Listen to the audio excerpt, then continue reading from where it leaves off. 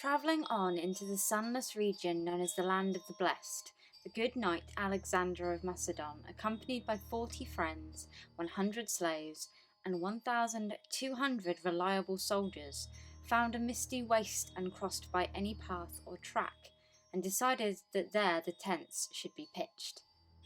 On the following day he took 1,000 armed men and left in search of the end of the world. Those remaining in camp grew bored and restless in his long absence, and wandered the countryside for diversion. One morning 2 soldiers stumbled upon a pool at the foot of a cliff, surrounded by clusters of tall poppies with luminous purple petals, such as they had never seen before. The water of this hidden pond was perfectly still, of an iridescent blue so deep that after looking at it for more than a moment, neither of them could be sure if his eyes were open or closed. Across its placid surface shimmered wisps of a silvery mist that in the intricacies of its sinuous coils suggested brief glimpses of long deserted palaces, voluptuous gardens overgrown, vast cavalries on the move through shadowy vistas, the merest flashes of a vanished world, imponderably old and incomparably beautiful. Awed by the unequivocal vision, both knelt on the muddy bank to get a closer look. A faint whispering on the breeze like the mingled voices from far away of a multitude of departed souls lured them to dip their hands into the marvellous water. Upon doing so, each was rewarded with a warm wave of ecstasy that washed through his body. Forgotten scents from early youth rushed back into memory.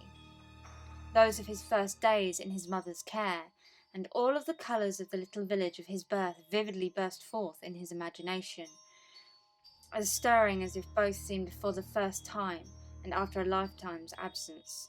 One soldier, shocked by such intense sensations, pulled his hand out, experiencing a sharp pain precisely opposite to the pleasure he had felt. A pang of regret swept over him as if in one stroke he had lost everything he had ever held dear. Meanwhile, his comrade, discovering that the delightful feeling ceased almost immediately after contact, plunged his other hand, then both arms, into the dazzling blue liquid until he leaned precariously over it to the point of falling in. When his partner pulled him back by the shoulders, he shrieked in agony. As acute as his pain was after withdrawing one hand, he could not imagine the torment his companion must have undergone. He released his grip, and the other dove headlong into the spectral water to disappear without casting a ripple. He thought he saw his face flicker among the silvery wisps for an instant, then evanesce into nothingness. Terrified by what had just happened, he rushed back to camp to tell the other soldiers, many of whom ventured into the wilderness to witness the strange pond for themselves. Most were sufficiently frightened by the smart received upon pulling a cautious finger out of it, but several shared the fate of its discoverer, losing themselves in ecstatic nostalgia and diving in to leave no trace behind.